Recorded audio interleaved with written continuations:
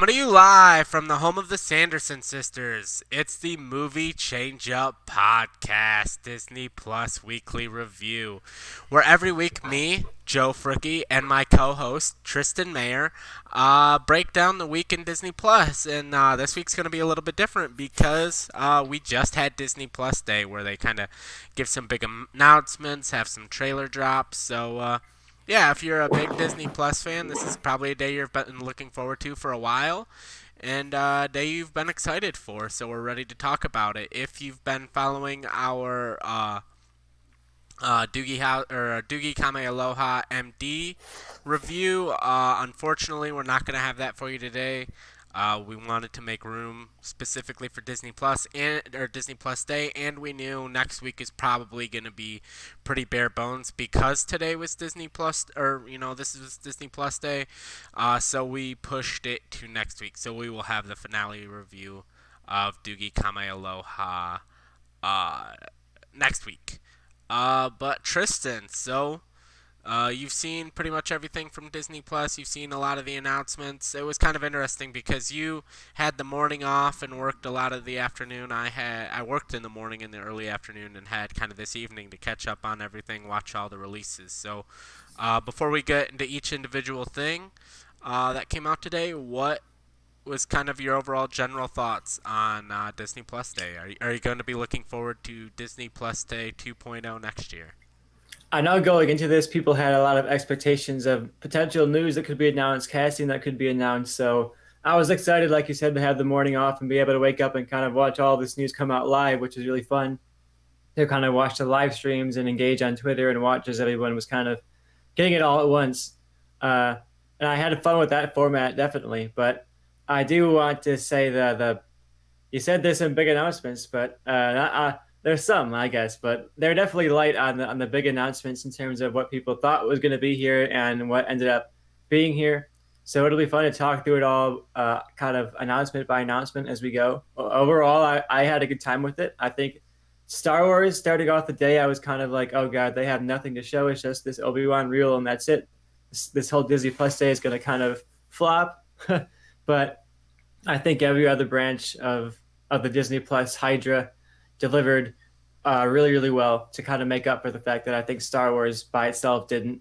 So yeah, I had a good time, and I think there are a lot of really good nuggets and a lot of fun announcements to go through. So I'm excited to go through it all. Yeah, I think because Star Wars is probably my favorite property, especially of the things Disney owns.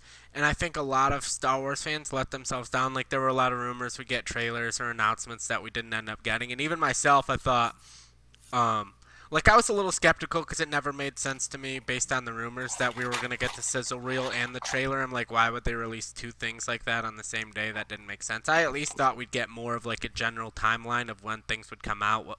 I wasn't expecting, like, actual release dates, but more like, hey, Kenobi coming, when they released that sizzle reel, instead of saying 2022, I figured they'd be like, hey, coming spring 2022 or something. But I think at the end of the day, Star Wars fans, Marvel fans, whatever fandom you are, this was called Disney Plus Day, not, Star Wars Day. So I don't think, if their focus wasn't Star Wars, they never said it was going to be. But as a Star Wars fan, I'll kick us off with our first topic, and that is one of their bigger releases and one of their big promotions today. So, regardless of what Star Wars fans think, Disney does in fact care about Star Wars, regardless of what was released today, and that is the documentary Under the Helmet: The Legacy of Boba Fett, which was a good 20-minute kind of surface level documentary talking about the character of Boba Fett, kind of his origin, how he was created, and how originally his armor started off as this trooper idea that George Lucas had called the Super Troopers, but eventually they realized that the armor would be too costly to mass produce, so they said, hey, we still have this one set.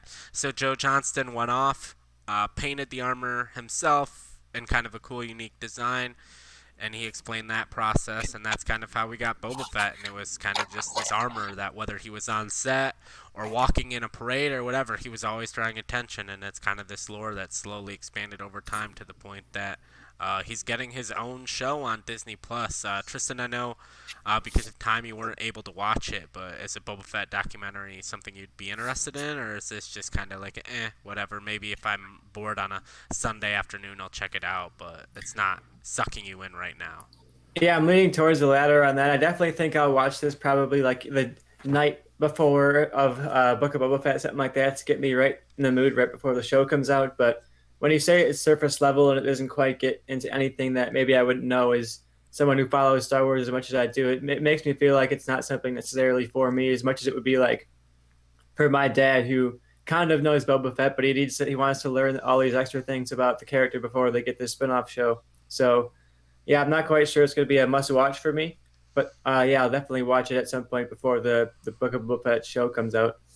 Yeah, I definitely think, if you're a casual fan, it's for you. If you're a hardcore fan, I really don't think it's going to tell you anything you didn't already know. Didn't really watch it being like, wow, I had no idea about that. There was a fun moment. Like they've talked, well, Jeremy Bullock, unfortunately, he was the actor that wore the costume in Empire Strikes Back, had passed away, but they had interviewed like Daniel Logan about it and talking about his experience, so that was cool. But yeah, I really don't have anything else to say. It's a short documentary. Uh, if you love the character Boba Fett, check it out. If you're like, I think Star Wars sucks, it's not gonna make you love Star Wars. So, um, yeah, I'm ready. Unless you got something you want to say about it, I'm ready to go to the world according to Jeff Goldblum season 2. Do you have any final thoughts about just the general idea that this is pretty much the only Star Wars thing we got for the I entire was gonna day? save that. I have some things I want to say, and I was gonna save that more as we discuss the trailers and teasers and everything that came out today. All right, we can move on. Leave that cliffhanger for them. Yeah, Stick I got around a and see what tease our for thoughts later in are. the show. Keep them watching, as they Yeah. say in the business. So we have The World According to Jeff Goldblum season 2, which, if you didn't know, basically it's like a lot of these type of shows where obviously famous actor Jeff Goldblum from movies like The Fly and Jurassic Park and whatnot. He has a topic, and then he goes. Basically, so far of what I've noticed in season 2, he goes to Atlanta and explores that topic. So probably because of the time that this was filmed, our lax COVID restrictions. So they're just like, yeah, drive around Atlanta and look at stuff. Like the first episode, he was exploring dogs, and he was like, why do dogs and humans have this bond? And I will say, I actually learned some things in this episode, like. Dogs have a high social intelligence. Like they're really the only animal that if you point at something, don't just look at your finger. Like they recognize, oh, they're pointing at something. I need to look at that. Like even chimps and bonobos and animals that are extremely related to us, if we point at something, they will just stare at us and be like, What is that guy doing?" And so I thought that was kind of interesting. And then the second episode that I just finished watching was about dance, and it was just kind of Jeff Goldblum learning about modern dance a little bit. It wasn't as intriguing to me as the dogs episode, but to me, as someone that just currently lives in Atlanta, just him being like, "Oh, I'm in Fayetteville," or "Oh, I'm in Sweet Auburn," or just these different neighborhoods around Atlanta was kind of cool. But I don't know. Outside of that, or like, "Oh, I'm in the Georgia Aquarium," and I'm like, "Oh, I've literally been right where he's standing." But yeah, that's about it. I really liked the first season of this show. It was a very like pleasant comfort watch to see Jeff Goldblum as this very like curious soul kind of go out and discover these subcultures in these different areas of the world.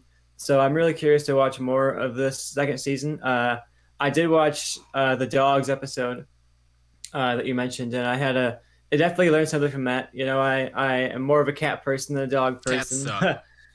Yeah, but it is interesting the bond we have between our pets and our animals, and I thought that was really interesting. And I also skipped forward and watched the fifth episode. Oh, That the was the monsters. monsters episode Yep. because I was like, oh, that sounds right up my alley. I wanted to see his take on our type of monsters and why that's so interesting. And I thought that was really fascinating, and got into the inner psychological pushes behind some of these classic monsters. We're going to be pitching horror movies on the Movie Change Up podcast this month, so I was kind of taking notes a little bit. We have some monster movie Oh, pitches you're not coming up, fighting me. so I it don't was care. I kind was of gonna, relevant. I was gonna talk shit, and then I'm like, you and I fought each other so many times. I'm just like, oh, I'm like, I'm pitching. I'm like, oh, here's my moment to talk shit about Tristan. I'm like, oh, I'm not even facing you. I'm facing Johnny this month. So See, Joe all immediately wants to attack me.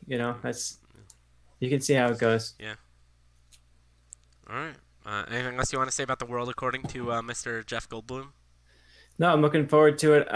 You can tell I think COVID probably limited the season a lot. Yeah, So considering so far, they went somewhere. They went to like one spot in California in episode one, and literally every spot in the dance episode is somewhere in Atlanta. So I'm curious.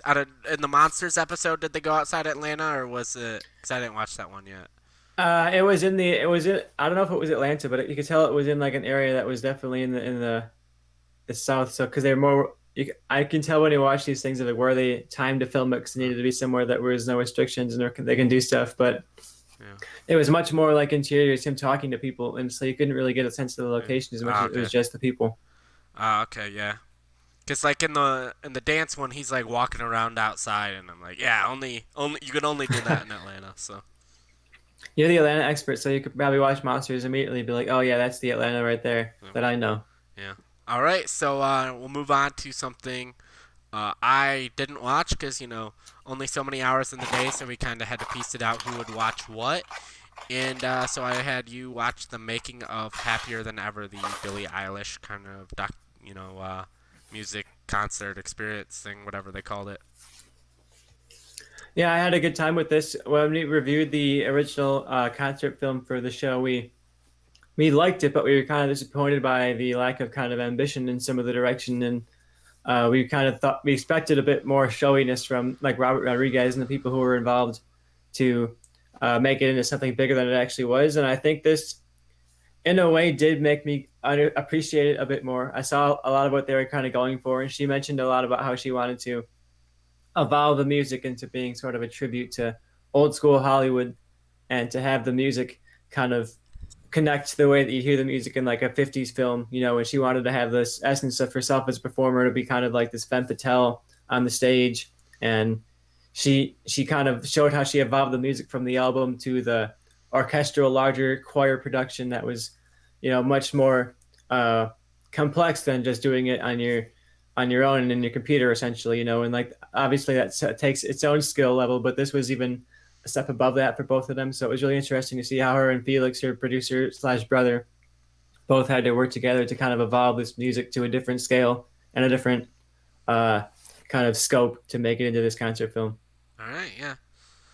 Is it who would you recommend it to? Would it be like basically people that watched the original concert and enjoyed it, or do you think someone that maybe just kind of likes behind the scenes stuff but doesn't really care about Billie Eilish's music, would they care about this at all? It's not going to give you a ton of really insightful looks at like the filmmaking of it or something like that. It's more so with the minds of the people who did it, and they talk a lot about how it was like this really big ambitious project for them, and it was bigger than anything else they'd worked on before.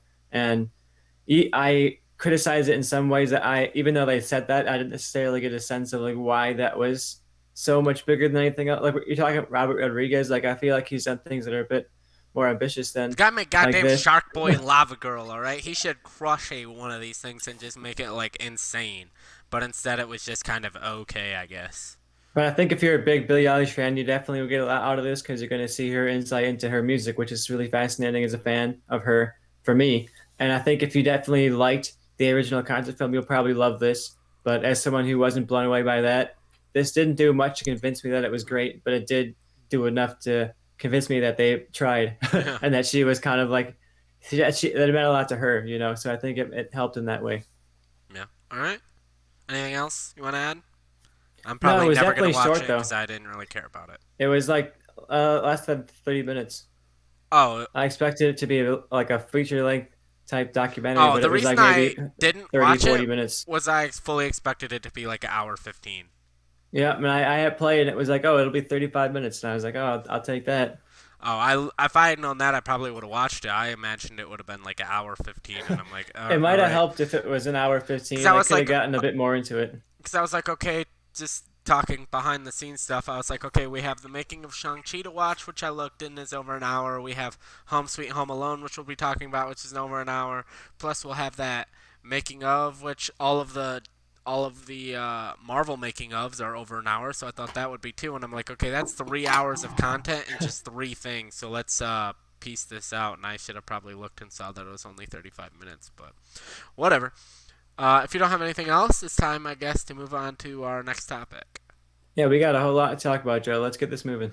All right, and our next topic's Home Sweet Home Alone, and Oh, jeez. I don't want to do Go this, back. man. Move us back, Joe. I I don't want take to it back. I don't want to do this. I don't want to. Like, it was okay. It was solid. It was fine. Maybe it's because I went into it expecting with all the reactions I saw of it just being complete dog shit, and I was just we'll talk about the making of Shang-Chi next, but I watched that first and I had beers going and I was like gonna start drinking because I'm like, this is gonna be a pain to suffer through. And literally, like 15 minutes in, I was watching it and I was engaged. I'm like, this is not bad. It's not amazing. I'm not saying it's on par with the first two at all on any level because it's not. But it's pretty good. Like, if you're at home with your kids and they're like, Daddy, I want to watch Home Sweet Home Alone, you're not going to want to kill yourself halfway through. It's okay. Like, the plot holes that that people have with the original, they explain them in this one in ways that make sense. The villains are compelling to the point that you're kind of rooting. They're not even can I spoil this movie? You could spoil it for Okay. me, Joe. I Okay. didn't want to say anything to you, but I did take a look at this movie today. Did you I watch didn't it? finish it. I didn't finish it, but I made it about 40 minutes or so into the movie, and I had to leave for work. But I got a small taste of the Home Sweet Home So, Alone like, that you're describing.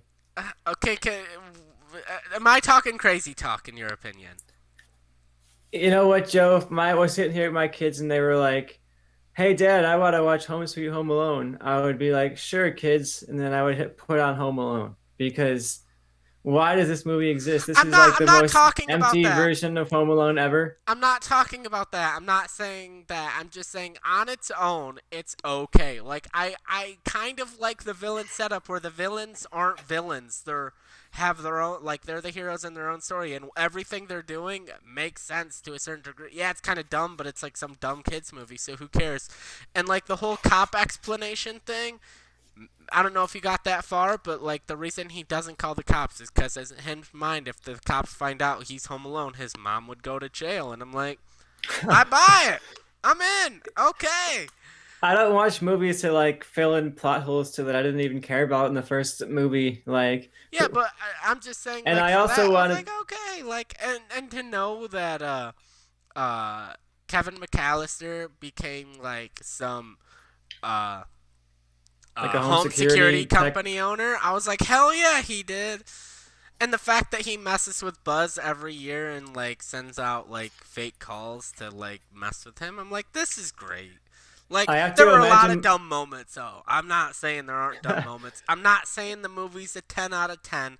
I'm just saying I went into this expecting this movie to be fucking just a pain to suffer through. Like, like holding my eyes open, forcing myself to watch it like a Clockwork Orange. And I was like, it's not bad. It's adequate. It's okay. Okay. I have to imagine that Macaulay Culkin was like handed the script and they're like, "Can you please come back for a cameo?" And he read the script and he was like, "No, no, thank you," because I don't need to compel.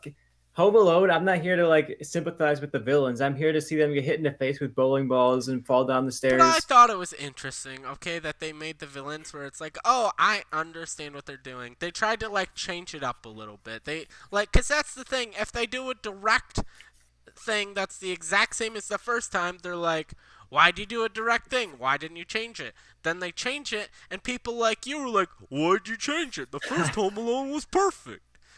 I Oh, say, why even make it? do what you want. Because it's the 21st century. The movie's 30 years old. It's not like this big, huge blockbuster thing. It's some. I'll say this. It's the best possible version of a direct to Disney Plus Home Alone reboot. That's. I mean, I guess if you put that bar that low, but I did when I went into it because I was expecting to just hate watch the shit out of this, and I left being like, it was fine. It was okay. yeah, I didn't turn that off. I was like, I'm not Am I go. gonna I'm not. actively go out of my way to watch this? Like when it gets closer to Christmas, am I gonna be like, hey, let's throw on Home Sweet Home Alone? No. But if I'm somewhere and someone else is watching it, I'm not gonna be like, I'm gonna go kill myself now rather than watch this. You also have to know that, like, this is the big drop of Disney Plus Day. Like, this is their original blockbuster movie drop that like should be the highlight of their Disney Plus Day, Yeah, but and what's been a it's good direct to Disney Plus Day movie? And based on some of the other announcements we're about to have, they ain't getting better, I'll say that. I mean, we'll This see what may be the happens. best Disney Plus original movie of all time, not counting like the day and date release like Black Widow and those movies. But Yeah, I'm curious to see how we go through these announcements because they gave us a lot of announcements. So I can't wait to hear all your right, take we on them. talked about this adequate movie long enough. Let's talk about the making of Shang-Chi. They've done a bunch of these now. They started off doing them for the shows. They've done them for all of their Disney Plus original Marvel shows, and then they did one for Black Widow, and now they have this for Shang-Chi and the Legend of the Ten Rings, and it's equal quality as all of those. I'll say I've noticed at least recently that they have one thing they kind of want to talk about that they have about 30 minutes worth of material on, and then they kind of randomly talk about some other stuff for 10 minutes. And this one, maybe I'm wrong, but they clearly just wanted to talk about fight scenes and fight choreography because they spent 30 minutes talking about that. Yeah, look, that was the highlight of the movie for me at least, and for a lot of Yeah, people, I think was those crazy visuals and the ambition of the fight scenes. And yeah, I had a really good time seeing the behind the scenes of that because that's pretty much all I really like. You can tell me, almost none of the other stuff was stuff that I was invested in learning how they made, and I was mostly just like, okay, I want to see how they did these fight scenes because they're so different than the rest of the MCU. yeah. I also I mean, I'm not rewatched. knocking them for that. I'm just noticing a pattern, and now every time I go, like when I'm gonna see Eternals tomorrow night, and the main thing on my mind is, okay, what are they gonna focus on in the making of Eternals? Like, what's the big thing here? And my guess, without seeing the movie, is probably just assembling the massively stacked A-list cast, but I could be wrong. I would imagine it could be something in the visuals, the direction, because they're all about Chloe Zhao, Oh and yeah, she's that's a she's big thing they're so talking well in about. lighting and everything The else. person who's not directing a Star Wars movie, apparently. We'll see how that goes, Joe. I'm curious to get your review on that. And for me, I ended up rewatching Shang-Chi.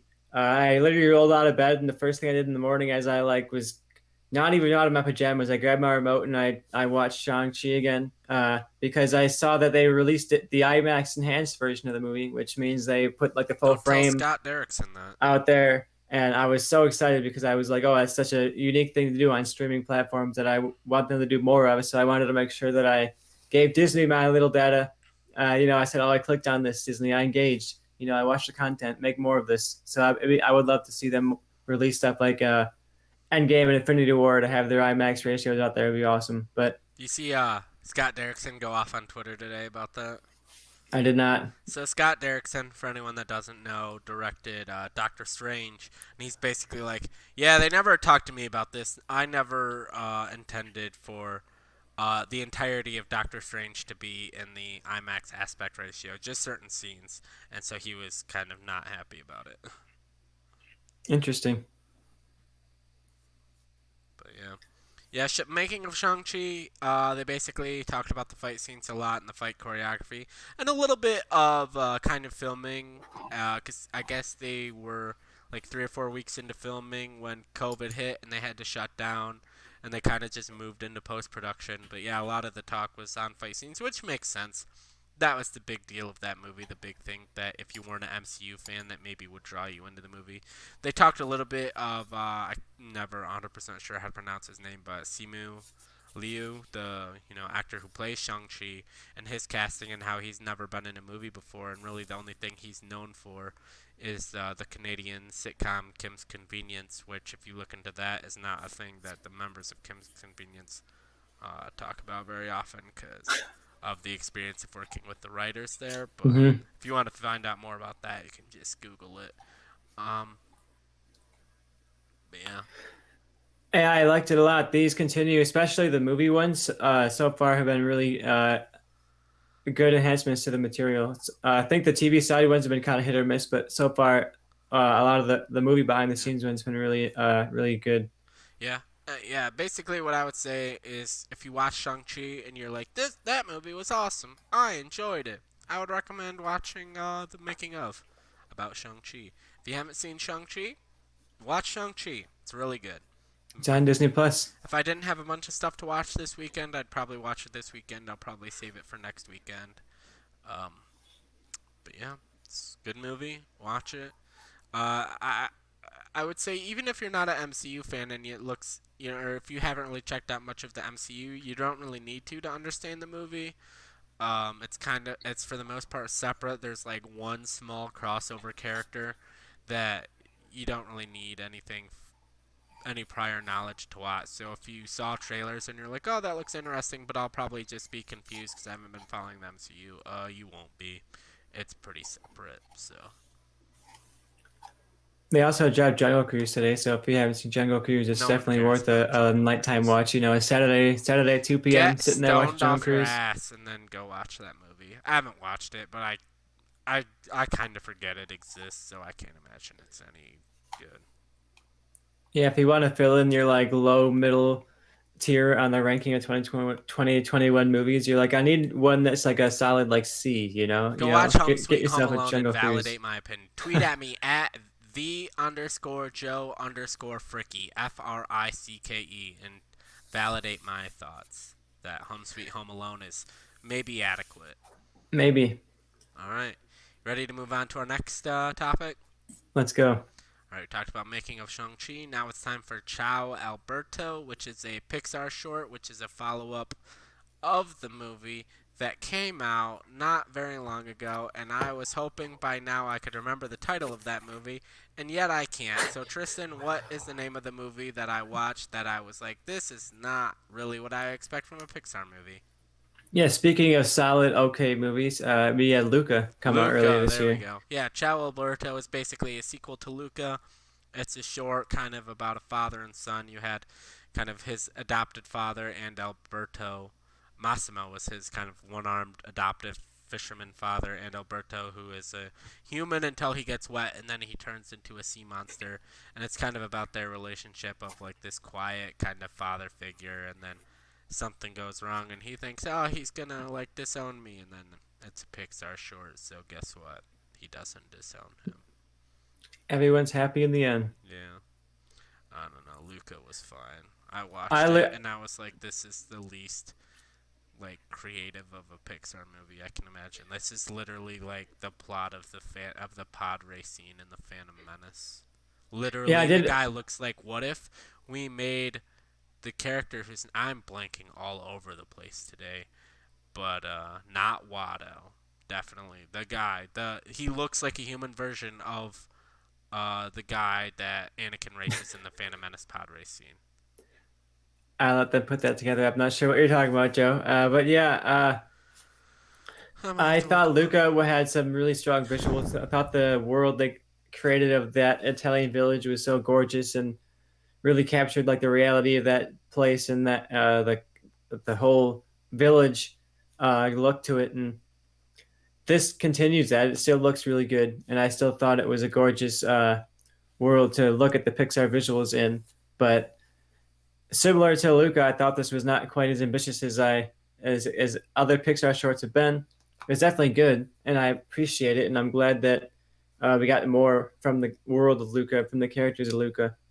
But I am looking forward to what Pixar does next because we had a kind of a highlight reel that came up from Pixar that shows us what's coming for the future of Pixar and Disney Plus. So I hope some of that stuff will be better than this, even though this was solid and okay. All right, that's Luke, or that's the villain in Luca. This Jamoke right here, this I see guy, him. and this, and hopefully you're not watching on the podcast version because I just sound stupid. Is Sebulba, the villain from the pod race scene, and the whole plot of Luca is literally just the pod race moments of the Phantom Menace. You're not wrong. All right, so that's all we have to say about Ciao Alberto, which was a Ciao. 6 minute short, which was okay. I'll be honest. Bow, maybe still the best. I think it was called Bow. Pixar It short I've ever was. seen, and I'm gonna stick with that until it gets beaten by something else. Next, we have Olaf Presents, which I know Tristan didn't watch, and I didn't, and you shouldn't either. And after that, we have our next topic. And that's all I have to say about Olaf Presents. So Josh Gad is literally one of two people that has me blocked on Twitter, or that blocked me on Twitter, so I can't see his stuff. Other people just mute me because they're morons and don't value my opinion, John Roca. Um, Oh no, and Olaf Presents. call him out. It's just a summary of other better Disney movies than Frozen. Because Frozen is probably the least good recent Disney movie. Tangled, better. Moana, better. What's the other one? Raya and the Last Dragon, better. Princess and the Frog. That was semi-recent. Yeah, I haven't watched that one, I'll be honest, but probably better. Frozen's not bad. It's just regarded as the best one when it ain't. And I don't need Olaf recapping better movies when I could just watch those better movies. What do we got Moving on. next, Joe? Moving on, The Simpsons and Plusiversary, which Tristan hasn't seen for a long, long time. It's been a long, hot minute since Tristan's watched this. I will say this, and that was all hyperbole because we got on and I said, Tristan, have you watched Simpsons and Plusiversary yet? He said no. I said, all right, before we start recording, you're going to watch it because this is what happens when the creators at Simpson are forced to make a Disney thing that they don't want to make.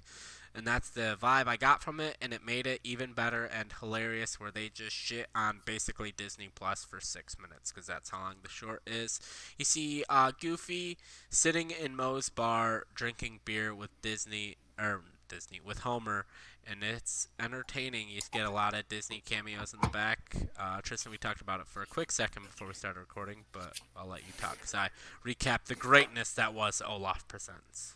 Yeah, I think it was a really fun drop to put on Disney Plus Day when it's such a corporate thing to have a day revolving around your streaming platform where you drop all of your like B tier, C tier content at the same time so that people will all watch it. Uh, and this kind of goes and directly comments on that and says like, oh, Disney doesn't care that much about quality. Sometimes they just want your card to automatically renew when your payment time is up. And as long as they drop enough stuff to keep you going until you renew, that's all they really need. And it was a nice kind of finale for me to wrap up Disney Plus Day. And sometimes people will get mad if, oh, Star Wars didn't give me enough, or Marvel didn't give me what I wanted, or maybe I didn't like this or that. And then you watch this and you just remind yourself that this is all just a corporation trying to make money from us. And I have fun with it and I enjoy it, but I gotta let go sometimes. And I think sometimes it's fun to remind yourself that this is all just you know media that we buy and consume. Yep. And I will talk about that more in a future rant as we get closer to the topic at hand. Alright, you ready to talk about trailers and announcements? I'm ready. Let's go, Joe. Alright, just a second. I'm gonna pull this up so I have the right thing. Alright, so first off, we got a Baymax original series animated that looks like it's going to be a follow up to Big Hero 6 coming summer 2022. What are your thoughts? Quick thoughts on that? I'm looking forward to it. I think the world of that movie is so interesting, and I love that in Kingdom Hearts. So I'd love to see more, but I'm not quite sure it's going to go for our demographic. I think it might go a little bit younger than us, but that doesn't mean it won't be fun to watch. Yeah, Big Hero 6 was fine. It's another movie that's better than Frozen, I'll say that. Next up, we have something I'm definitely never going to watch, and that is Ice Age, The Adventures of Buck Wild, a Ice Age movie streaming January 28th that looks like its animation quality is somehow worse than the original movie. Yeah, there's no way I'm watching this. I did have some fond nostalgia for the first Ice Age, or maybe the first two or so when I was young. They came out in that perfect time for me. But looking back, of course, they're not very good, and there's no reason for there to be so many movies of that, let alone like a Yeah. series. Yeah, Get me out of the this. first Ice Age is I think a legitimately good movie. When they start going into like dinosaurs and other shit, I'm like, no, get that the fuck away from here. The first Ice Age is legitimately three men and a baby, but your three men are a sloth, a woolly mammoth, and a saber-toothed tiger, and then a human baby, and it's great comedy with John Leguizamo, Ray Romano, and the other guy whose name I'm blanking, Dennis Leary. You know, and a baby. Come on, that's classic film right there. The rest of the series can get the fuck out. Joe's on fire today. I've been drinking. So I'm currently house sitting right now for my friend's whose wedding I was at last weekend, which is why we didn't have a Disney Plus review. Turns out they didn't, because they had to bring their own alcohol.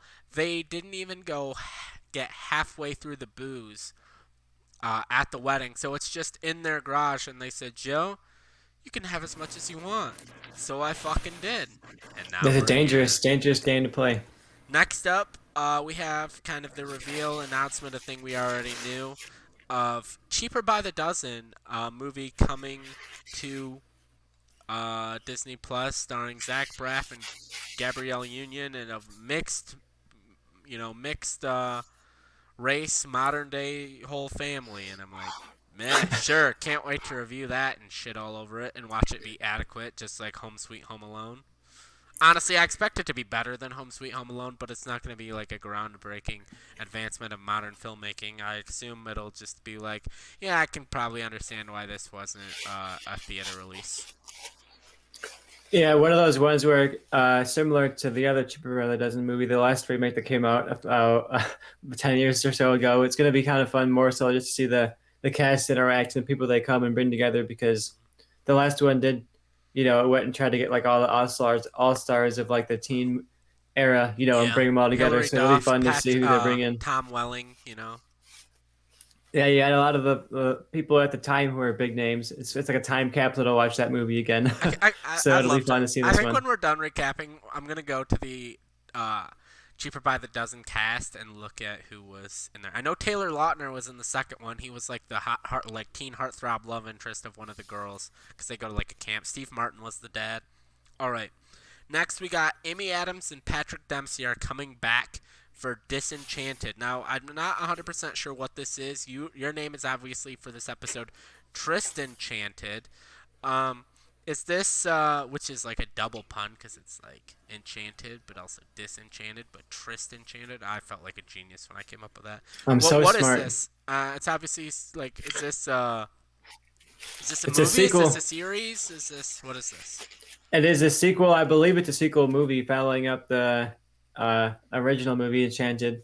I hadn't seen Enchanted until today when it dropped on Disney Plus. It was one of the two feature-length movies I watched today. Between that and Shang-Chi, I had always wanted to see Enchanted. It was always kind of like on the watch list of, oh, I like Amy Adams, I like musicals, I like the kind of style. So I think it would have been fun. And then between dropping it here and the news of the sequel, I decided it was time to watch it. So I'm looking forward to the sequel a lot. I think it'll be really fun, and I can't wait to see Amy Adams revisit that role. I think it'll be fun to see her come back, and because that was one that kind of put her on the map as a Yeah, as a movie actress outside of like TV work and things like that. But yeah, that was not what her role launched in it, Smallville. launched her career. Not No, not the Smallville role, but no. yeah, it'll be fun to see her come back and do that again.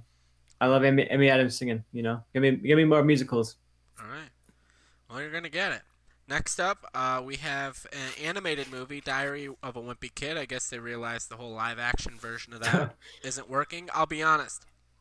The books were after my time, but it doesn't really matter. I don't read. Reading is for smart people. And I have not watched any of the movies. I know nothing of what this is about, except for it's probably of some loser nerd kid in middle school.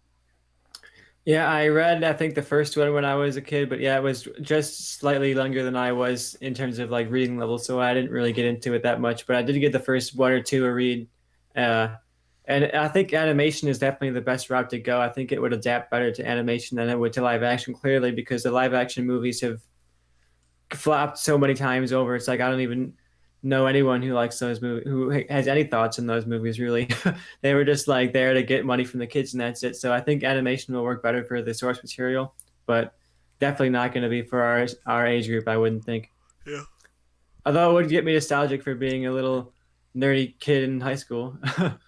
Yep. So yeah, if you were a Diary of a Wimpy Kid fan, you probably want to check out Diary of a Wimpy Kid. Roderick rules. Don't know who Roderick is, but he's got devil horns in his R in his name. So I'd probably watch that and be like, yeah, I'm a big Roderick fan, and everyone's like, you're supposed to hate Roderick. Roderick sucks, and I'm like, no, clearly, look at the title, Roderick rules. Anyways, next We got a documentary that I'm somewhat looking forward to, even though I don't really care about the subject matter, and that is The Beatles Get Back, a Peter Jackson three-part documentary debuting later this month, November 25th. I think it's, if I remember right, it's 3 days in a row. I think it starts on, it's like Wednesday, Thursday, Friday, or Friday, Saturday, Sunday, but it's November 25th, 26th, and 27th. Yeah, I'm a big Of fan of the Beatles, so I can't wait to watch this. I respect their place in music and their history in music, but as far as the actual enjoyment of their songs, there's a few songs that I like, but for the most part, I don't care. Yeah, I went through a really intense Beatles phase when I was first getting into music beyond just like the current music that was out, So I at some point went to a lot of like literal lectures of Beatles scholars who like studied the music and would kind of lecture about like their production and why it was so important at the time it came out. So yeah, I got more so into the academic side of the Beatles. Like, sure, the songs, some are good, some are bad, and I've listened to them all a dozen times over. But I thought they were really, really a fun band to study. So it'll be fun to get a look into their finale album, a really kind of prolific, a really strong finale that has some iconic songs on there. So I can't wait to see this documentary, especially from Peter Jackson. Yeah, His last I didn't. documentary was awesome. As a lazy moron, I didn't watch the last one, the space one, but like everyone was gushing over it and saying it was amazing. Like, I think the number one thing we talk about with documentaries on Disney Plus is, oh, it was surface level. Oh, it didn't really tell us a lot. I don't think we'll be saying that about this one. No, he did his World War I documentary last Oh year, the year yeah, before, those would not, those who would not grow old, something like that. and there was a similar concept where it's going to be very reliant on archive footage. And I think he is the type of person who would really put the passion into the research. And this is a passion project for him. He's been working on for years and years and years. So, yeah, I think we're going to get some really fascinating footage and a really, really great look at the making of this album, but also kind of the legacy of the band as a whole, I think. Yeah. All right, next up, we got something I'm legitimately excited by, and that's why I put these two characters in the thumbnail for this episode. And that is John Mulaney and Andy Samberg are voicing Chip and Dale in a Chip and Dale Rescue Rangers movie set to premiere on Disney Plus. Come on, one's dressed like Indiana Jones and one's dressed like Magnum PI. How can you not love it? I was a big Chip and Dale Rescue Rangers fan as a kid. I think they're great choice for voice casting. I'm excited by it. I really hope it's a fully animated movie and they don't do any like animation live action garbage, because then I'm out. But what are your thoughts? Good for them. All right, you gotta have a little more Those are my excitement, thoughts. man. Come on. I got no nostalgia for this, and I saw that headline, and I thought, well, I'm not watching that one, and I didn't expect to come on here and see Joe all hyped about it. So maybe it's one we'll review on the show. And I do agree that a fully animated movie would be better than like the Smurf No, yeah, style like hybrids. Those are just a I'm all nightmare in fuel. right now. If they say, "Oh, this is like an animated live action hybrid, like that Rocky and Bullwinkle movie, or Tom and Jerry, or the Smurfs, or anything like that," I'm immediately all the way back out. But if it's a fully animated movie, then I'm still fully in, unless I watch it and it sucks. But Yeah, Disney animation always looks nice, so I'm sure I'll watch it and look at it and enjoy the animation of it. And I like the actors, so they definitely could bring some charm to it. But I just don't think this is going to be one that's at my alley at all. It seems like it's going to be very much a kid thing. it's gonna be a my alley. I'm sure it will. You loved Home Alone, Sweet Home Alone. Home Sweet Home Alone, man. All right. One of those two. Yeah. All right. Next, we got something you might know about more than I did. I had to do some research to even figure out what the hell this was. We have Better Nate Than Ever, an original movie streaming on Disney Plus sometime next spring. It stars Aria Brooks, Michelle Pfeiffer. It's got Lisa Kudrow, and I guess it's a musical based on a book. Number one, I don't read. And number two, I don't care about musicals. So I read this and I'm like, this might be something Tristan knows about, and if Tristan doesn't know about it, then it's probably not that entertaining. I do not know about it, but if it's a musical, I'll probably watch it and think it was really good. I always get stuck in that habit of like I come to a year and every year I do a list of my most anticipated movies, and every time like the top five are musical movies, and then by the end of the year they all suck, and I get to the end and I'm like, well, those are Well, bad. maybe this is your year. 2022, the year of a musical. Better Nate Than Ever. Hell yeah. Look, Lisa it could be Kudrow. good. Ooh. I Maybe I she'll don't sing know. Smelly Cat. Look, that would make this musical. You know, would they get sued? I don't know, but it'll be worth Probably it. not. It's Disney. They can't get sued. Wait, who? Oh yeah, it's on Universal. I think or Peacock Warner ain't got the Brothers. money to sue anybody. I Or don't no, know. it's on HBO Max. That's where Friends is. Right. All right. Next up, we got something that women all around the world, aged 14 to 30, are gonna be super hyped about. And I'm gonna throw this up on screen. And so if you're watching the video version of this, you'll know what I'm talking about. Hocus Pocus 2 coming fall 2022. We're bringing the Sanderson sisters back. Kathy Najimy, Bette Midler, Sarah Jessica Parker. They're back, and goddamn does Bette Midler have some plastic surgery. Jesus Christ. But yeah, Sanderson sisters are back. Hocus Pocus 2. The movie was solid. It's fine. It lives on nostalgia and not the quality of the original, because it's not that good. What are your thoughts? Hocus Pocus 2. I mean, I've seen the first one how many times over? Not even because I've like gone and sought it out or whatever, but like it's just been Technically like on, movies. you know, it's always on TV every Halloween That's around yeah. that Go on time, and Freeform. Well, I grew up when it was ABC Family, but now it's Freeform. You just you go on Freeform during the month of October, and they're playing Hocus Pocus.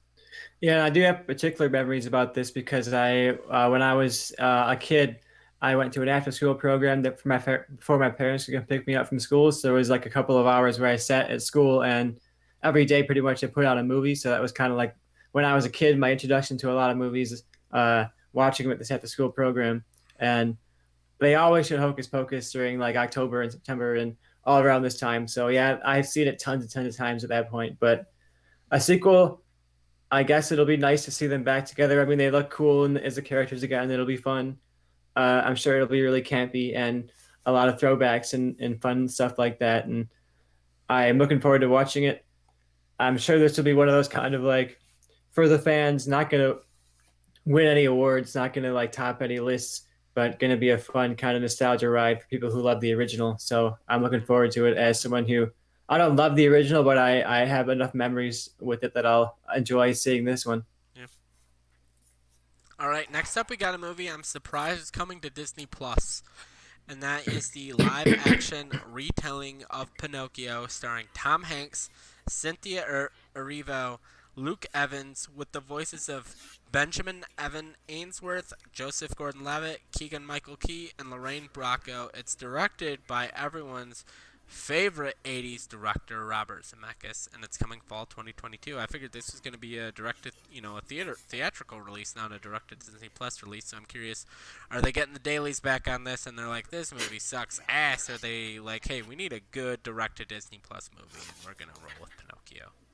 There's no way this is good, right? I mean, it won't be bad. I don't think it's going to be as bad as all the other Disney animation Hey, live action hey, updates have been. Aladdin and Jungle Book were good. All the other ones can kind of suck ass. Yeah, and Robert Zemeckis is like a not very ambitious director at this point in his career, so I don't see him doing anything very interesting with this source material. In the voice He cast, it's just like likes a bunch working of with like names. CGI stuff. So he's gonna like the puppet's gonna look cool, like Pinocchio's gonna look cool, or freaky as shit. There's one of two options. It's gonna be like, wow, that was really well done, or that's gonna give me goddamn nightmares. And maybe it'll At, be a little bit of both. But outside of that, the movie's gonna be okay. It's gonna be at fine. one point, Paul Thomas Anderson was supposed to be involved in a Pinocchio remake project, and he it seemed like something that would be really interesting because they would give it to a director who could do something kind of weird with it, whether it was good or bad. I would have loved to see like a really strange director take it. And when you hear Robert Zemeckis instead of Paul Thomas Anderson, you're like, oh, they traded out, Edgar Wright for Peyton Reed here. Wow, shots fired across the bow. Quick question, rapid fire. What's your favorite Pinocchio movie? I mean, I go for the original. I think the animation is great, Wrong, and Jonathan Taylor Thomas. Kingdom Hearts is also the best version of Pinocchio. So Well, that's just wrong. Kingdom Hearts is a shitty game. I've never played oh, it, actually. I don't know. I just talk shit. That's what I do. insulting the icons here, Joe. All right, next up, we're moving away from the Disney live action, and we're headed over to National Geographic. I'm just going down the Twitter thread, so if you pull up that Disney Plus Twitter thread, you're gonna be able to guess what's coming up. First up, we got Limitless with Chris Hemsworth, where Chris Hemsworth is like basically like I want to be like Tom Brady. He doesn't say that, but he's basically like, I'm seeing the end of my physical peakness or my peak physicalness or however you want to say it. I want to increase my longevity. And so it's just him doing all this crazy ass shit, having a midlife crisis, even though he's goddamn Thor, and that's kind of it. It's coming in 2022. So like docu series. Did you see it? What are you thinking? I You mean, get to I look see at Chris Hemsworth shirtless running around if you're into that. that's all I needed. I mean, that's all I was thinking. I'm like, all I got to see is him, like, in waterfalls, no shirt, do going around. And I do love these kind of exploring nature type documentaries by themselves. So I get to see beautiful nature shots, and I get to see Chris Hemsworth also being beautiful in nature. Like, I'm into that. So yeah, I'll be watching this one for sure, Joe. All right, yeah, I'll probably check it out. Well, I'll have to because we'll be reviewing it on Disney Plus, a review show. And next up, we have another National Geographic show where we follow a celebrity around. This one is a 6 episode series. It starts this year, starts December 8th. It's called Welcome to Earth, and it's just following Will Smith around as he goes around the Earth. And obviously, you got to throw an Independence Day reference in there because he's an actor who's in need of a career resurgence, so you got to reference his old movies. Yeah, I was gonna That say, that's an inside joke to a long-standing debate between me and Tristan on whether Will Smith needs his career resurgence or not, and I say he does not. when you're doing He's been where he's miniseries at where for he's Disney always been. Plus, Oh, so Chris Hemsworth needs a career resurgence. absolutely. Chris Hemsworth, what has he done outside of Thor that has not been like a What has he flop? ever done outside of Thor that's not been a flop? His career is he is at peak career right now. His career has never been better. Look, well, I'll definitely watch this also because I like Will Smith. I believe in his career. I wanted to have a comeback, so I'll be checking this one out. And Will Smith is cool. I think it's going to be fun to see him go on adventures. Why not? These are nice kind of background watch type shows, so I'll be into it. Yeah, it's this cool nature show where Will Smith goes around. He goes from up in the clouds, down in the oceans, to around the world. He just goes to the ends of the earth. Will Smith. Boom. I Done. really like to. I want to say for both of these shows that the star is actually like involved in the stuff and going out and doing it compared to like the Gal Gadot one we watched earlier where she was just like Zoom calling in and talking about the stuff that was going on and it didn't necessarily feel like they were involved. Yeah. And I think it's cool to see the celebrities actually going out and doing this stuff. Yeah, definitely. Next up, we have America the Beautiful, where we go around the greatest country ever created. Look how beautiful it is.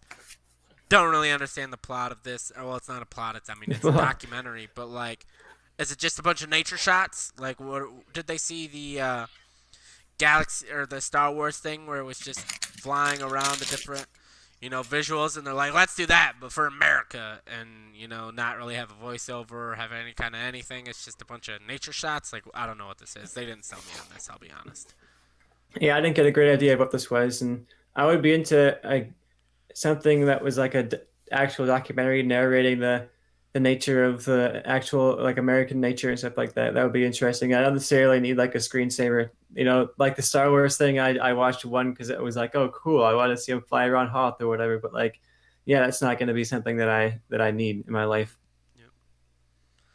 All right, now we are moving away from National Geographic and going to other Disney random shit.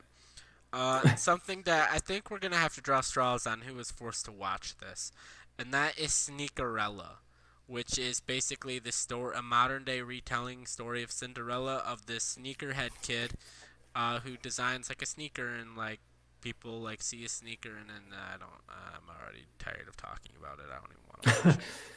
Look, you are the one who thinks Home Alone is really good. Home Sweet Home Alone. Everyone thinks Home Alone is good, Home Alone is good. I don't know about this Home Sweet Home Alone, but yeah, we'll and have to I see didn't how say it this was one good. I said goes. it was adequate.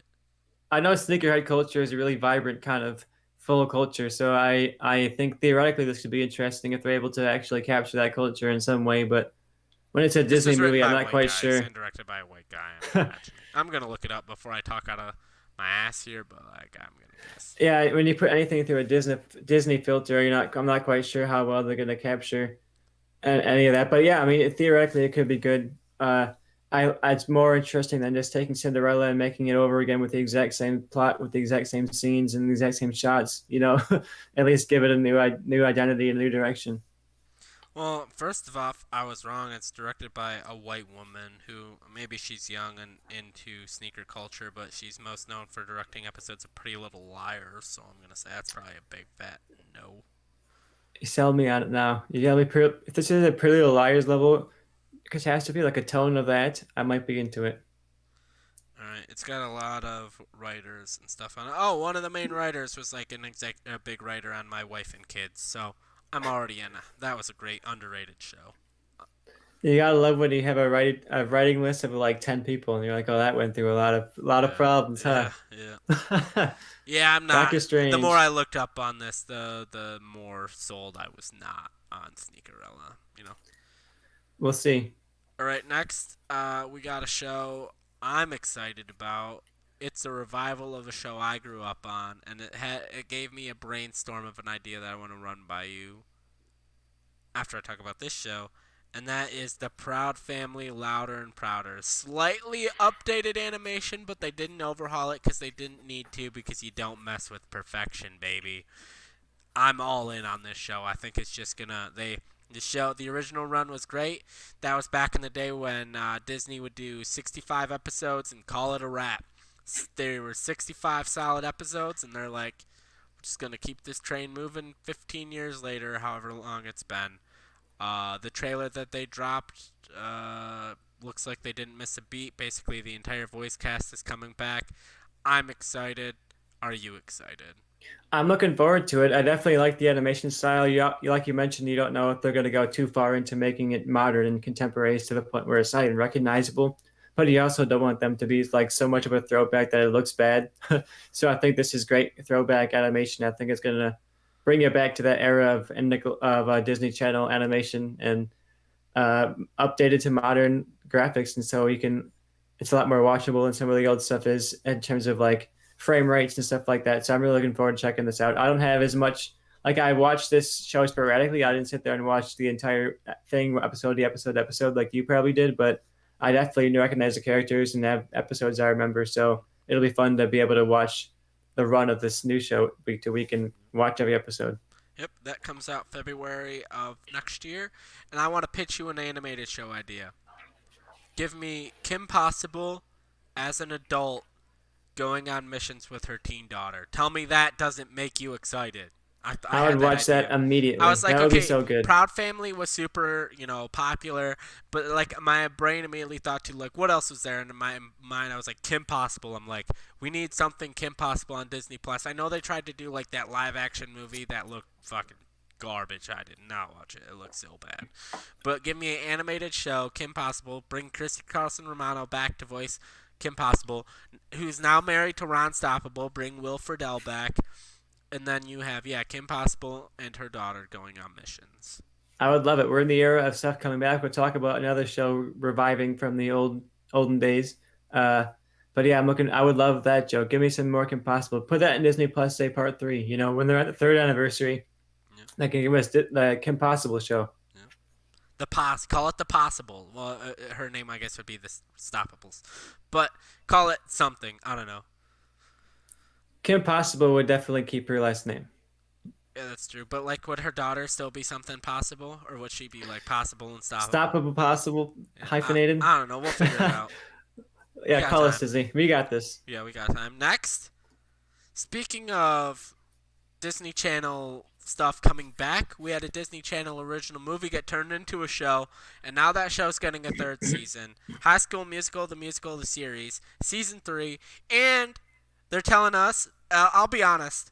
So, Tristan had watched the first season or two, and then when we were doing the Disney Plus review, season 2 was coming out.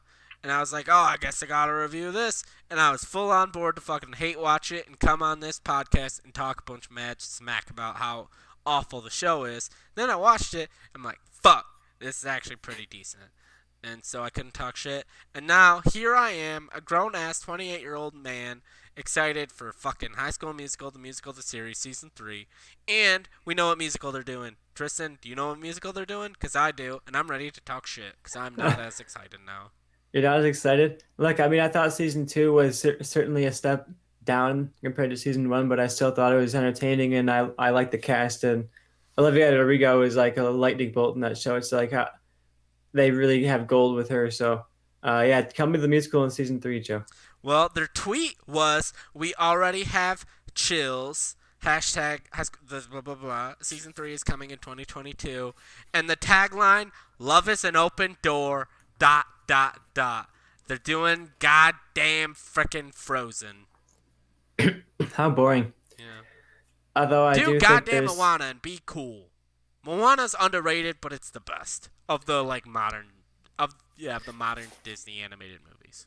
there also is a Frozen stage musical that is and the touring Yeah, because and going back Frozen's in touring at this point. So overhyped and maybe they're trying to overexposed and not that good. hype up the musical. Yeah.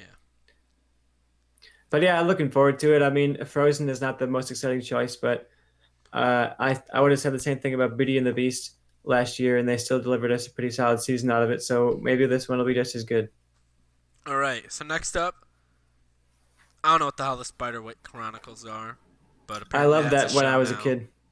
It's a show I was a now. huge Spider Chronicles fan when I was a kid. Actually, I read those books front to back from multiple times. I was really into those books a lot, and they attempted to make a movie out of it at one point or another. It didn't really hit. I think I would definitely want to check this out. I know I don't remember the books beat for beat very well at all, but I remember the characters and I remember some of the cooler storylines from it. So I would definitely like to give a chance to check this one out. It was in the same kind of vein of a series of unfortunate events. So if you're kind of into that style and that tone, that kind of like slightly dark YA take, but not quite as dark as like Hunger Games, uh, more on the fantasy side, I think you would enjoy it. So I'm looking forward to it. It could be a flop. It could be like really kiddie and bad, but I have some good memories with the book, so I'm looking forward to watching it. All right. Speaking of fantasy, moving on to our next topic, we got the Willow series. If you don't know what the hell Willow is, it's a movie starring Warwick Davis, directed by Ron Howard. It's basically this fantasy movie of this like dwarf who's essentially Luke Skywalker, and it's made by Lucasfilm, and it's just a more fantasy Star Wars, but it's set in like a traditional fantasy world. Now they're making a series on it, and it's like a sequel to the movie. Curious what they're gonna do because Val Kilmer was essentially like the Han Solo role, Mad Mardigan in this, and he has throat cancer and can't talk anymore. So I'm curious if he's gonna be in it, if he's gonna have like a cameo, if they're just like gonna say, "Oh, he died," or what they're gonna do. But what are your thoughts on the Willow series? Yeah, I mean, I don't have much nostalgia for Willow. I know I saw it when I was a kid a handful of times, but it wasn't one that was on my list of kid movies that I watched all the time. So I wasn't exactly excited to get back into the Willow cinematic universe. You know, it's not something where I'm like, oh, I need to see more of this world. I need to see more of these characters. But I mean, I'll check it out. Could win me back. It could win me over. You know, but I'm not coming into it with like a nostalgic need for this universe to be back alive in my life. But I liked it enough, so I definitely am in the camp that could be won over. But as of this point, this is not one that I'm excited for. At least in terms of comparing it to the rest of the stuff on this list. Also, do you know who Erin Kellerman is? I do not. You goddamn should. She's in goddamn everything at this point, and I want to know what dirt she has on the people at Disney. She was Enfys Nest in Solo. She was like the leader of the, terrorist Ah, group in yes. Falcon and Winter Soldier, and now she's in fucking Willow. I think she's really good. I like her. I Yeah. mean, she's been a standout in what she's been. You know, I think Solo, she was a really striking presence. I think she was good in Falcon and Winter Soldier. Hey, she's a new age Disney star. Let's give it to her. All right. Respect. All right, and then they dropped about the Under the Helmet Legacy of Boba Fett, which we talked about, and they dropped the Obi-Wan Kenobi sizzle reel, which I guess they changed the name of the show because I believe when they originally announced the show at Investor Day last year, they said that the title for the show was just Kenobi, and now it's Obi-Wan Kenobi, which whatever, I don't really give a shit. It's fine. Um, but yeah, they dropped a sizzle reel, and now I'm ready. I'm ready to talk. I'm ready I figured he would. to air my thoughts out. I'll These are go. thoughts I've been stewing on for a while. I've posted them on Reddit, and I got massively downvoted for my I opinion. think we both have a lot to say for this moment. So I wonder who Um, would you like to go first, Joe? I'll go first, and then maybe if you're too afraid to talk after that, you will not be forced to speak. Um, so there were rumors going around. Hey, we're getting a Kenobi trailer. Hey, we're gonna get a Bad Batch season 2 trailer. Hey, there's gonna be an Andor sizzle reel. Hey, we're gonna get all these announcements. You know who didn't say that shit? Fucking Disney. All they said was we'll get a special look at some Star Wars stuff, and we'll get Star Wars content. Guess what? We got a Boba Fett or a Boba Fett documentary, and we got a special look at Kenobi. They delivered on what they promised. They never said we're gonna get all this shit, and we didn't. And I think fans have become entitled. Like, look at Spider-Man. I'm hardcore rooting at this point because it's essentially confirmed that they're in the movie, not by Sony or Marvel, but by leakers that Andrew Garfield and Tobey Maguire are in it. I'm hardcore rooting that they're just glorified cameos because fans are going to be pissed and it's going to be hilarious. And I think fans in general are just like act like they're owed anything by these companies. It's like Lucasfilm and Star Wars, Disney owe us nothing when it comes to Kenobi or any of these shows. The only thing they owe us is if they say, hey, Kenobi is on our platform next month, so make sure you pay for Disney Plus so you have Kenobi next month. Then, at that point, they owe us Kenobi next month because they took our money. So far, they have not taken our money for the times that Kenobi comes out. So they owe us nothing. They don't have to give us a poster. They don't have to give us a teaser. They don't have to give us a trailer. They don't have to give us anything. They can literally not advertise it at all. They could literally not advertise it and tomorrow be like, oh, here's all of Kenobi just on Disney Plus. Watch it. Watch all of it right now.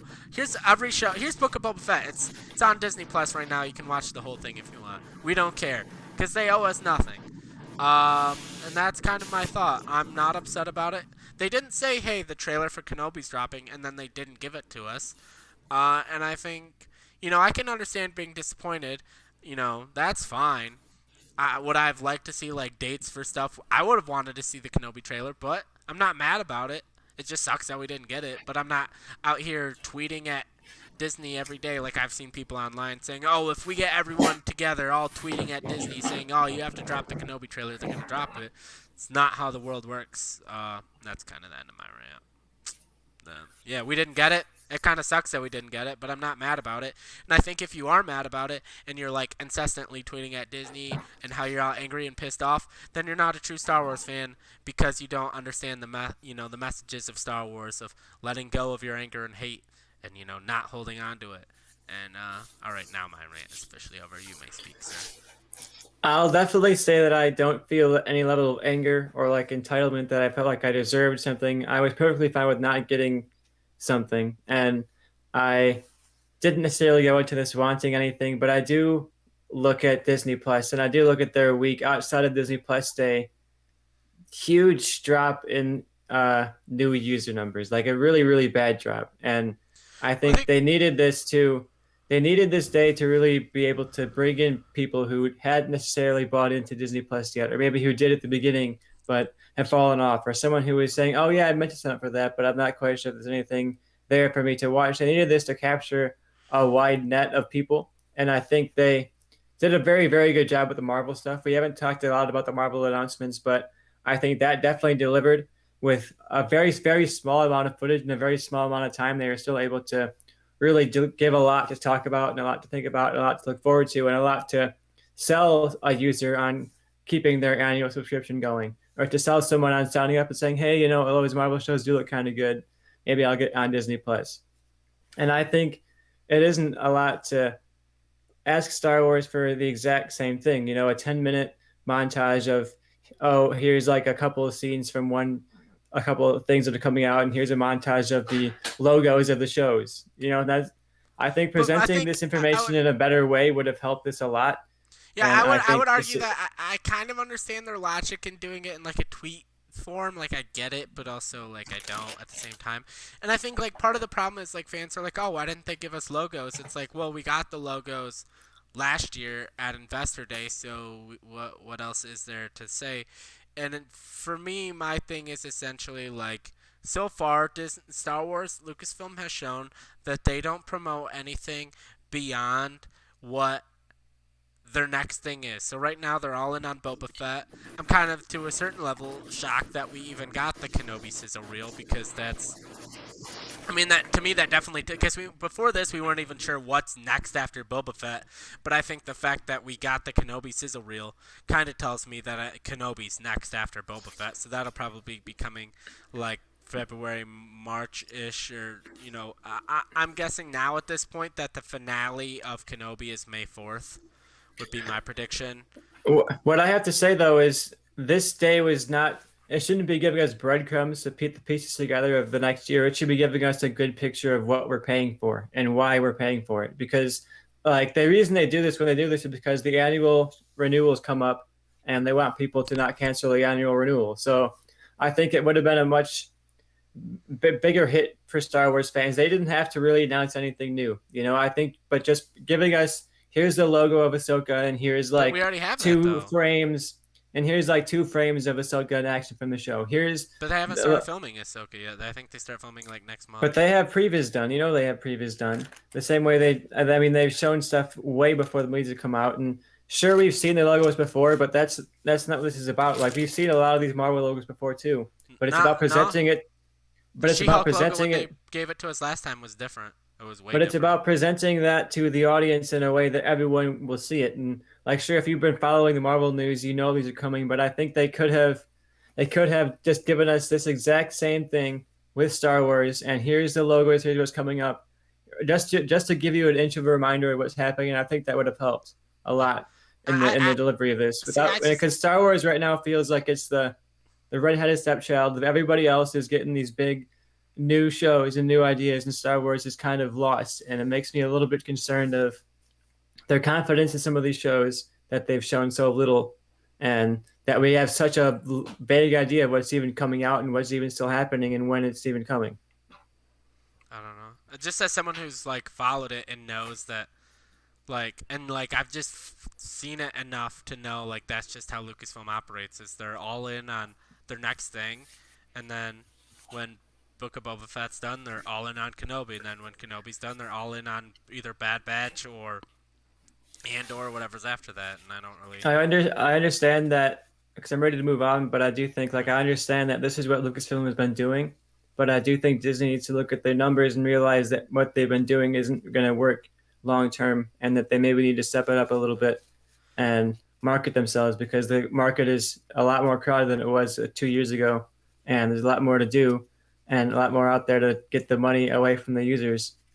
And essentially, like the Simpsons thing taught us well, like Disney wants those annual renewals to pay through, and they gotta really think about how they're delivering this information to people and make it as exciting as possible. You know. I will say though, in their slight defense, that they hit their 5-year projection of their user base in 18 months, and I will say I think part of the drop in subscribers, or I don't know if I don't, it didn't drop, but it just didn't rise as much as it has, is because of COVID, and I feel like if COVID hadn't hit, that we would like Book of Boba Fett would be come and gone, and we'd probably be like midway through Kenobi, or we'd be like just starting Kenobi right now. And I think that partially is there was a gap in new content that they weren't expecting.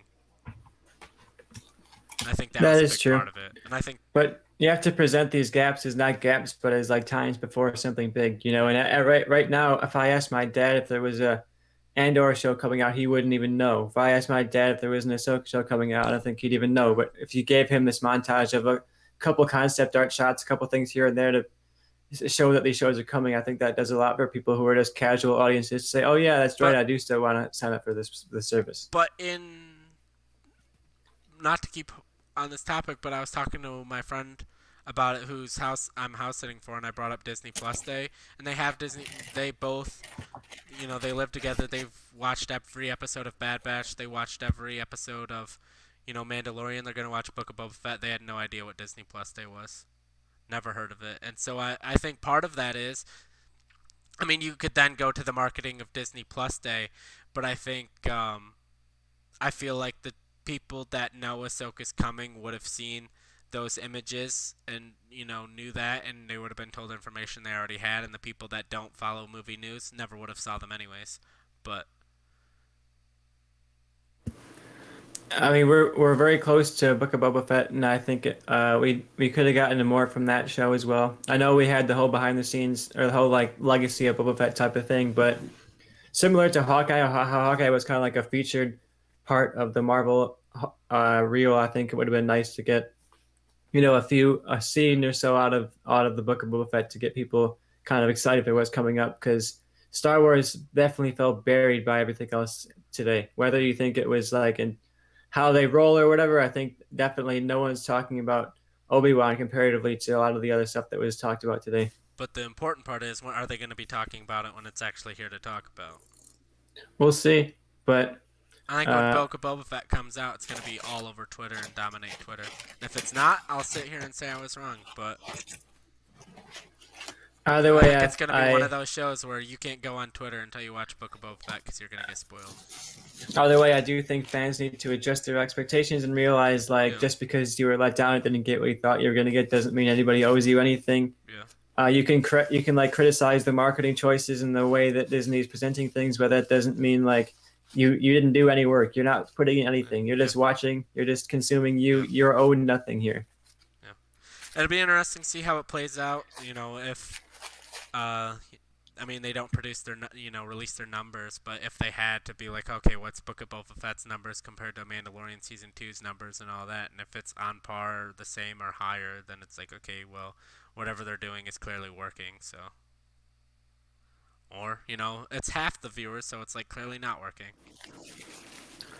Yeah, I'm really curious to see how all this stuff plays out and how many of these shows hit. Yeah, and I I also can't think wait to get to the Marvel side because we're gonna get through a lot of that stuff. But yeah, we had a lot to talk about that side too. So it'll be curious to see how all that hits and how all of it blends together. We got a lot of announcements here, so once it all starts trickling out, how is it gonna play out? And then one final thought too that I had thought about is I feel like Star Wars doesn't necessarily need the same level of marketing as Marvel because you don't have to tell people who Book of Boba Fett, like Andor people, he's like the lead of basically the most beloved movie of the Disney Plus era. Whereas, like, far as like Moon Knight and She-Hulk, you have to kind of educate people on who these characters are. Where so far with the upcoming Star Wars content, you really don't need to as much. So I don't think it needs the same level of marketing. Of you more just have to tell people it's coming out. You don't have to educate people on what it actually is. Yeah, I just think it'll be interesting. We have a Yeah, really good picture of Marvel, but not yeah, quite a clear picture at all of Star Wars. So I just want to. I'm really curious what the 2022 is going to look like yeah, because we don't really know what's coming. yeah. I mean, we do. It's just the when of more. All right. So after that, we got Cars on the Road, which is a Pixar series, following Mater and Lightning McQueen. Are you hyped for that? We've had three too many Cars movies at this point, and it seems like one or two too many Cars TV shows. So, I like the cast of Cars. And I didn't, I liked the first Cars well enough. I think it had some really interesting themes and it really kind of captured the landscape really well. But yeah, I do not need Pixar to keep going back to this Cars well. It's very, very dry. Yeah. Give us something more interesting, Pixar. And like they give us this and give us Luca. Like I'm not feeling an ambitious Pixar right now. Give us something more interesting than Cars. All right. Well, speaking of, we got some upcoming documentaries about the making of Turning Red and Lightyear. So, are you excited for that? Honestly, people are dogging on Lightyear, but that teaser that they dropped like last week or 2 weeks ago, I'm intrigued by it. Turning Red basically looks like, what if instead of the Hulk, a little girl turned into a red panda when she got emotional? So, I'm looking forward to Turning Red. I think it's a really cool premise, and I like those really kind of human Pixar stories. Like Inside Out, it's one of my favorite Pixar movies. That's very much about like the emotional turmoil of this like individual characters. So I think it'll be in that vein.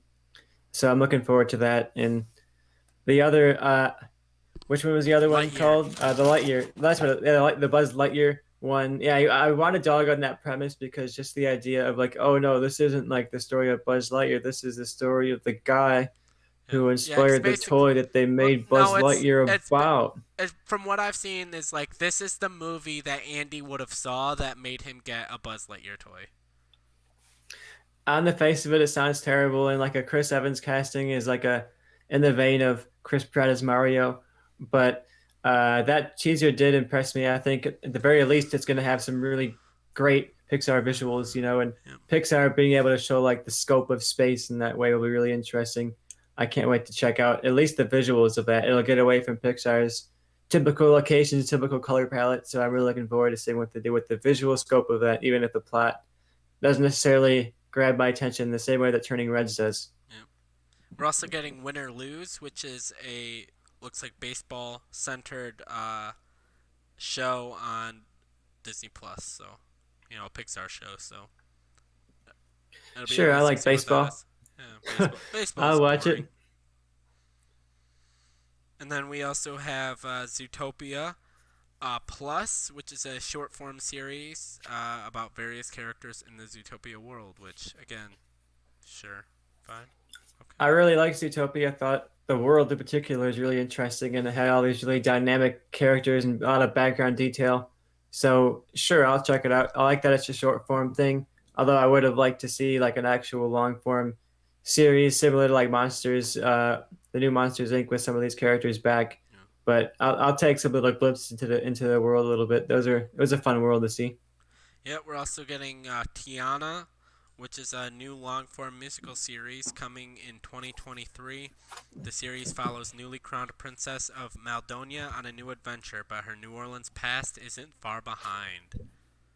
Definitely checking this one out. Yeah, You said you haven't seen the movie Princess and the Frog, mm, but yeah. I don't know about I just I'm haven't. looking forward to the series based on that. A lot of the Disney shows or Disney movies have gotten attempts at making series based off of them, and some are better than others.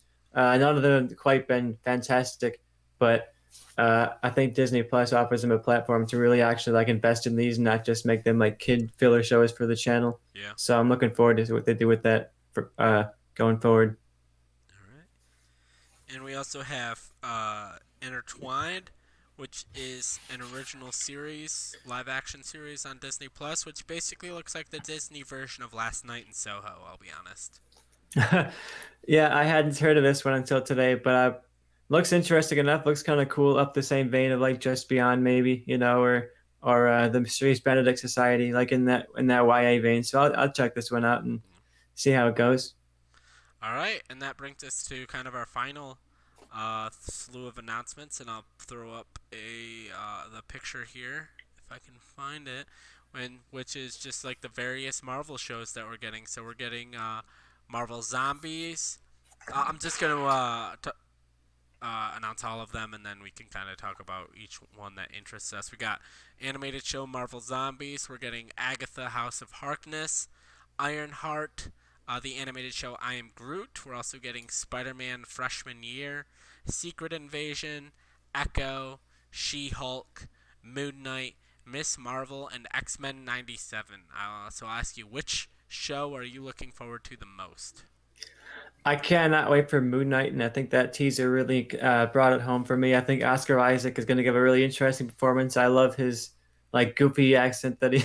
I don't know how to take it, but he has like a really goofy British voiceover accent going on in this trailer, and I'd have to guess that because of the character's mental illness, his dissociative identity disorder in the comic, he tends to have multiple personalities, and I think this series is going to manifest those through different voiceover performances from Oscar Isaac. So it would be fun to see him give like a lot of different accents and different ranges to his performance. And Ethan Hawke's also in it, who will be a really interesting actor to bring into superhero movies. Who is spoken out against him and saying how much he doesn't like him, and now all of a sudden he is playing a supervillain. So it'll be fun to see what he brings to the performance in that.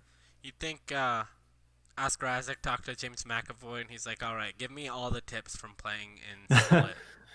I can't wait to see it. Oscar Isaac is such a fun actor with such a great range, and between Dune and a lot of the stuff this year, he's had some great stuff going on. So I love that he can go from like a Star Wars to uh, the Ingrid Bergman documentary or HBO Scenes from Marriage he just did. Like he can do hardcore dramas, he can do comedy, he can do franchise stuff. So I'm really excited to see him do this.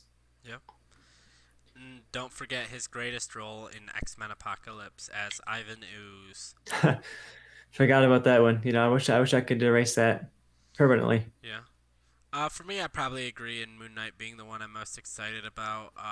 Agatha House of Harkness could be great. I'll be honest, I didn't really watch the X-Men series from the 90s. I watched more of Batman, so the continuation of that, whatever about. I'm really intrigued if they tie it into the MCU and are essentially like, oh yeah, this is just another universe in the multiverse. I think it'd be kind of I'm cool. really If they somehow tie that into What If, and it's like, oh yeah, this is just another universe in the multiverse, and so the MCU really started in 1997. That could be kind of cool. But outside of that, I'm like, I'm probably not gonna watch this because I didn't watch the original series. So I'm definitely gonna watch it. I watched the original series on and off, and when Disney Plus first launched, that was like one of the first shows I ended up binging through, and I was really impressed by how well it adapted a lot of the comic book storylines, and it handled them with a lot of maturity for the era and for like the medium in a way that I was super surprised by. So I think the fact that it's not just a revival of the show in name, they're bringing back the creators, they're bringing back the voice cast. It's gonna feel like picking up from where it left off, and I think the fact that the same writers are involved is a good sign for me that it's gonna continue along on the same route of maturity, and it'd be fun to see them adapt some of the plot lines they didn't get to adapt in the original show, or maybe adapt them in a larger way. Yeah, I don't necessarily expect it to tie into the multiverse in any way like that, but I would also not be surprised if, in some way or another, it does. yeah, Even if it's just an offhand type thing. I don't think it'll be a big like thing of like, oh, this is like essential MCU viewing now. I think it'll be more like I could see an episode of someone from What If crossing over and someone from that crossing over in a random episode of What If, or another animated show like Spider-Man freshman year, which I'll talk about because I saw an article in my. As soon as that I saw that logo, Spider-Man freshman year, my initial thought was, I bet that's going to be Tom Holland's Spider-Man origin story, and then I read an article, and basically that's what Disney says it's going to be is like the very early stages of Tom Holland's Spider-Man, and I'm like, all right, I could see that. I don't know. I'm very curious how it'll be because I could see it being kind of shitty. Not gonna lie. Yeah, I'm curious to check it out. And I know in the logo that kind of like peels off and it shows this very like 1960s looking comic version of Peter Parker. And I think if it made me wonder if that's going to be the animation style they use for the show, if it'll feel kind of like a newsreel comic come to life type of thing. And if that is what they do, I think I'll be really into this. I think the animation style potentially could be really fascinating of seeing those 60s Marvel cartoons come to life with that color palette and kind of the whole range that it looks really unique. And if it looks like that, I'd be into it more so than if it was just a typical like animated Yeah. show Yeah. that it has like a forgettable style. But yeah, for me, it's very much going to be determined by one, what does it look like? Is it an interesting animation style? And two, of course, are they going for like a kid audience? Are they going for like the Marvel fan? This is essential viewing type audience. Like, is it going to be a what if audience, or is it going to be like a Chippendale kid at the Hey, park hey, hey, audience? hey, hey. Oh, Chippendale at the park? Yeah, okay. I thought you were going to say Chippendale Rescue Rangers, and then we're Or just like going to the throw Spider-Man hands. Spidey Friends show that's Yeah, on yeah, Disney yeah, Plus is yeah. very much for a kid audience, and sure it has I Spider-Man in it, I but I think expect this to be a bit may- above that. maybe they've already said, but I think we'll know what they're going for when we know the voice cast. Because if they say Tom Holland is like back voicing Spider-Man, then we'll be like, okay, they're putting like actual effort into this, and like it's gonna probably be okay.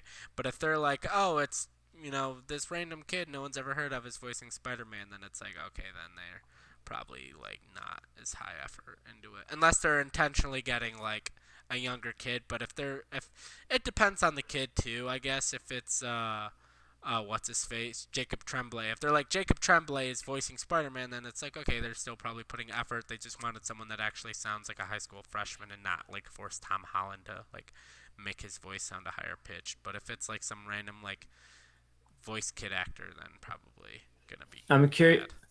I'm curious about getting back to Marvel Zombies as a full series rather than a single episode because I think a lot of the problems people had with that episode was that it didn't.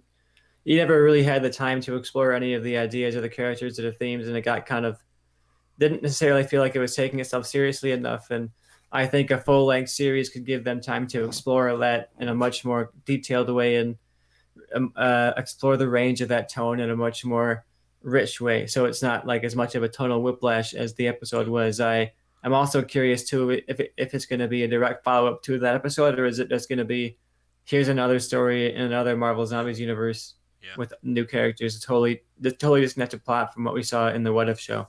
Yeah. I could see that. I'm curious. And wild card theory here, though, Joe, but I'm gonna guess with no evidence whatsoever to support my guess that we're gonna get Deadpool in this show. And Marvel Zombies. Yeah, All right. we got to find a way for Deadpool to enter the MCU in some natural way, and of course they're still working on Deadpool 3. People might think, oh, Doctor Strange 2, that could be it. I think a Marvel Zombie show works perfect for Deadpool because you could have that kind of R-rated Yeah. violence and really go in for the action, and I think that could be a really fun way to bring him in. Yep. Just looking at. Is there a show on here that you don't care about that you're like if they announced that it got canceled that you'd be like, okay, my emotion has not changed. Secret Wars, I feel very unsure about Secret because Invasion. Secret Invasion, because they have this multiverse story building up, and it feels like the Skrull storyline has been really sidelined and not quite built up at all. So I wouldn't be, I don't quite have an idea of where they're going with the Skrull storyline yet, and maybe Hawkeye and other shows will fill that in for me more. But I wasn't sure if that whole plot would end up getting dropped or not. But I am looking forward to most of this stuff. Like, sure, if I think Miss Marvel got canceled, I wouldn't be heartbroken about it. But I like the character. I'd like to see more of the actors playing the character. So why not? yeah, I think Secret Invasion from everything I've seen is that's gonna kind of be the Avengers of the Disney Plus, like kind of micro verse within the MCU of just like Hawkeye and all of these like Disney Plus shows are gonna converge into Secret Invasion. For me, it's a very clear choice of the animated I Am Groot show. I'm like Oh, how much I likes, but of the actual shows, because like I'm not counting that. I'm gonna go with Iron Heart. Again, I feel like it's just because I don't really know. I mean, I know what it is of like this like basically girl who is like just as smart as Tony Stark, and she like builds her own Iron Man suit, and I could watch it and I could be like, this is my favorite of the MCU shows, but just as of right now, and I really don't know anything about it, it's my choice. I'm curious about Ms. Marvel because I that's one where they've changed a lot between the comic Yeah. character and the what we Well, see on the there's screen of the probably a reason character. for that. And I'm curious how that's going to go over because the Marvel doesn't typically change their characters' power sets like that much. They still Well, they kind of at do when least resemble it's them, and then physically, like Scarlet Witch's powers aren't as strong in the movie as they are in the comic book, but like a shot of Scarlet Witch still kind of looks like Scarlet Witch from the comic. And when you change Ms. Marvel's powers that much, I think you sometimes run the risk of making the character kind of unrecognizable. So I'm curious how they'll adapt that and what they'll do to make it still look pretty cool and not feel like a totally different character that has the same kind of costume and name. yeah. Well, they probably didn't want her to have stretchy powers when they have another guy they're about to come out with that has stretchy powers. That's more popular. Look, we gotta repeat power sets eventually, and I feel like we see how many people who are like, oh, we have like this magic thing, like we have a magic wrist thing now, or we have like the magic little orb thing that goes in here, and then it lets us do the magic stuff. Like we've seen people use the same powers in different ways, so I would look. We'll I feel see, like there's but I'm only looking so many forward to ways it. you can stretch. I feel like stretching is just kind of like they stretch. His arms like this, but then it's like out like that. I feel like Yeah, I'm looking forward to this Marvel lineup though, and we talked about how Star Wars didn't really have a lot to show off, and I think Marvel definitely had a lot. Even stuff like I Am Groot, stuff like She-Hulk that we knew was the Secret Wars, stuff that we already knew was happening. It was cool to see Nick Fury in the Secret Wars, like whatever you would call it, like the part of the reel that had Secret Wars. It looked like there was some test footage or something of Nick Fury without his eye patch on, looking all disheveled and old, R.I.P. Tristan's and memory. so I think that's going to be interesting to see how that turns out. So yeah, I do want to mention that Marvel did a really good job with this of just in such a small amount of footage they were able to just show here's a couple of shots of uh, Nick Fury, and they had very little to work with, but they did a good job making it look cool and presenting it like it was something cool that we hadn't seen before, even if a lot of it was stuff we saw before. Yep. All right, I think that for the most part wraps up our Disney Plus Day review.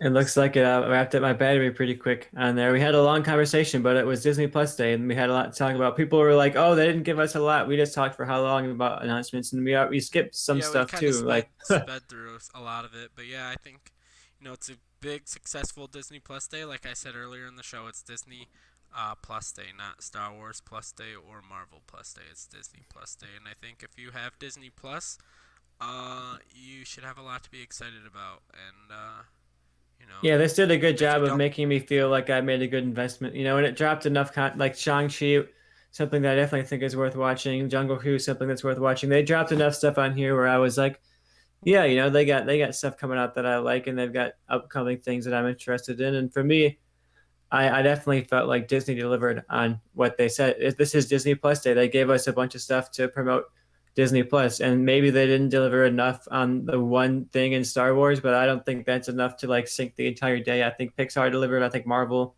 not just delivered, but kind of exceeded my expectations. I didn't expect the X-Men revival show. That really surprised me. I didn't expect animated Tom Holland origin show. That really surprised me and intrigued me with the potential of what it could be. And so I was impressed by Marvel. I think She-Hulk looked great. Like they did a good job of making me feel excited for what's coming, and also make me feel kind of uh, thrilled with what we already got by highlighting what 2021 gave us as well. So I had a good time with the Marvel show for sure.